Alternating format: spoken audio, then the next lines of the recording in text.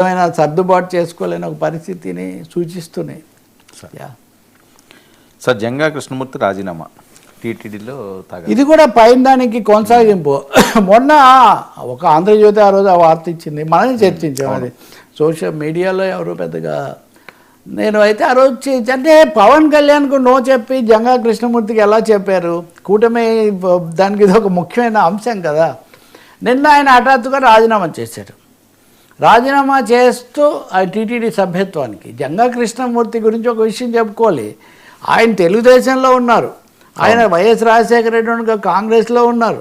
ఆయన తర్వాత మళ్ళీ కాంగ్రెస్కి రాజీనామా చేసి వైసీపీలో చేరారు, వైసీపీలో నుంచి టీడీపీలోకి వచ్చారు. ఈ అన్ని దశల్లో అనేక సార్లు ఆయన టీటీడీ బోర్డు సభ్యుడిగా ఉన్నాడు. స్థానికంగా పట్టు, సోషల్ బేసు ఇవన్నీ ఆయనకు ఉన్నాయి. ఆయనకు రాజశేఖర రెడ్డి హయాంలోనే స్థలం కేటాయించారు అక్కడ కట్టుకోవడానికి. అప్పటి నుంచి ఇప్పటి వరకు అది ఆయన కట్టుకోక డబ్బులు ఇవ్వలేదని కొన్నిసార్లు, ఆ పేరు కాదు ఈ పేరు అని కొన్నిసార్లు, అంటే ఎవరున్నా కానీ సాగుతూ వచ్చింది. This is as you know this is my major point. మిగతా ఏం మారినా కానీ అక్కడ పట్టు సాగించేవాళ్ళు కొన్ని రకాల శక్తులు అలాగే సాగిస్తున్నాయి అని. నిన్న జంగా కృష్ణమూర్తి కూడా అదే ఆరోపణ. ఆయన ఏంటి, తప్పేముంది, నేను స్వామివారికి అక్కడ ఒకటి కట్టుకోవాలనుకుంటే తప్ప, నన్ను దాన్ని కావాలని నన్ను నా పరువు భంగం కలిగించే విధంగా దీన్ని స్టోరీ ఇచ్చారు, నేను మనస్తాపంతో రాజీనామా చేస్తున్నాను, చంద్రబాబు నాయుడు గారు ముఖ్యమంత్రి గారికి ఇబ్బంది కలగకూడదని నేను రాజీనామా చేస్తున్నానని. అంటే ఇప్పుడు ఈ స్టోరీ వల్లనా లేదా తన వలన ఇబ్బందికరమైన పరిస్థితి అయితే టీటీడీలో. మూడోది అందరూ బలపరిచారు, ఒక భానుప్రకాష్ రెడ్డి మాత్రమే వ్యతిరేకించాడు. ఒక్కరే వ్యతిరేకించినంత మాత్రాన అది తప్పైపోతుందా? అంటే చాలామంది కట్టుకోవడం ఏంటి, వైభోగంగా కట్టుకున్నారు అని చెప్తున్నాడు ఆయన. అంటే అధికార పార్టీకి చెందిన ఒక మాజీ శాసనసభ్యుడు, సీనియరు, ఢకాముక్కీలు తిని వివిధ రాజకీయ వేదికల్లో పాల్గొన్న వ్యక్తి అనేక మంది కట్టుకున్నారు, చాలా వైభోగంగా ఉంది, అక్కడ ఏమేమి జరుగుతున్నాయో స్వయంగా చూడండి. ఇప్పుడు కూడా ఈ స్టోరీ, ఇప్పుడు మీరు కనుక వైసీపీ వాళ్ళ పత్రిక చదివితే ఆయన ఆ వార్త రాసిన ఆంధ్రజ్యోతి మీద వ్యాఖ్య రాశారని వాళ్ళు ఇస్తారు మీకు ఇందులో అదే కదా.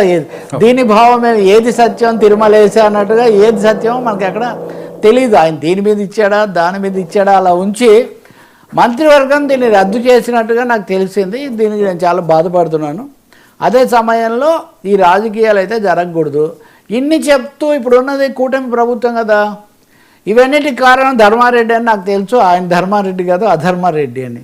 అంటే ఈ ఆరోపణలన్నీ ఒక లిస్ట్ రాస్తే ఏ ఆరోపణ ఎవరికి వర్తిస్తుంది, ఎవరి గురించి ఆయన ఇవన్నీ మాట్లాడుతున్నాడు అంటే వ్యవహారాలు అయితే సక్రమంగా లేవు, టీటీడీ పాలనా వ్యవహారాలు అయితే సక్రమంగా లేవు అన్న ఒక కథనం మనకు వస్తుంది. దీని మీద మీడియా కనుక మనం గమనిస్తే హఠాత్తుగా నిన్న తిరుమలలో మందు సీసాలు కావాలని వైసీపీ వాళ్ళు వేశారు, వాళ్ళని ఎవరో పట్టుకుంటున్నారు అని అదొక పెద్ద వార్త.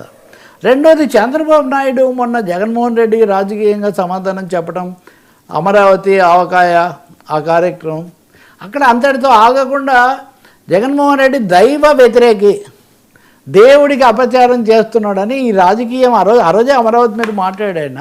కానీ దేవుడు జగన్ వర్సెస్ టీటీడీ అనే పాటేమో చంద్రబాబు నాయుడు ఇంకా కొనసాగిస్తున్నారు. కానీ ఇక్కడ జరుగుతున్నవి ఈ రాజీనామాలు ఇవన్నీ టీటీడీలో లేకపోతే టీడీపీలో అంతర్గతంగా జరుగుతున్నాయి. మరి చివరకు ఫైనల్ వర్డ్ ముఖ్యమంత్రి ఏం చెప్తారో మనకు తెలియదు. కానీ ఇంకొకటి వర్మ, ఆలయాలు అపచారాలు అంటే ఇప్పుడు జగన్మోహన్ రెడ్డి లేడు. ఇప్పుడు కనకదుర్గమ్మ కొండ మీద ఇంద్రకీలాద్రి మీద ఆమెకు పెట్టినటువంటి ప్రసాదంలో ఒక పురుగు కనిపించిందని పెద్ద గొడవ.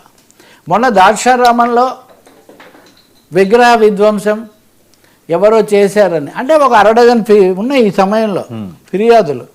ఎందుకు మరి సనాతనము మతము గతంలో తప్పులు ఇవన్నీ ఇంత మాట్లాడుతున్న ఈ సమయంలో వరుసగా ఇన్ని చోట్ల ఇవన్నీ ఎందుకు జరుగుతున్నాయి, ఎందుకు చక్కదిద్దడం లేదు? దేవాదాయ శాఖ మంత్రి ఆనం రామనారాయణ రెడ్డి అయినా ఇంకొకరైనా వీటి మీద ఎందుకు దృష్టి పెట్టడం లేదు తెలీదు. ఇక్కడ వెంటనే వైసీపీ వాళ్ళు రంగంలోకి వచ్చి వాళ్ళు కాదు మేం కాదు వాళ్ళే దైవద్రోహులు, చూడండి ఇన్ని అపచారాలు జరుగుతున్నాయని వాళ్ళు చెప్తున్నారు. వీటి మధ్యలో దేవుడు ఆయన భక్తులు నలిగిపోతున్నారు. రాజకీయంగా వీళ్ళు బాగానే కొట్టుకుంటున్నారు, కానీ దేవుడు భక్తులు మటుకు నలిగిపోతున్న పరిస్థితి కనిపిస్తుంది. సార్ రాజేష్ షాప్ ఈ భూముల సమస్య కూడా అసలు ఇవ్వచ్చా ఇవ్వకూడదా? అవును.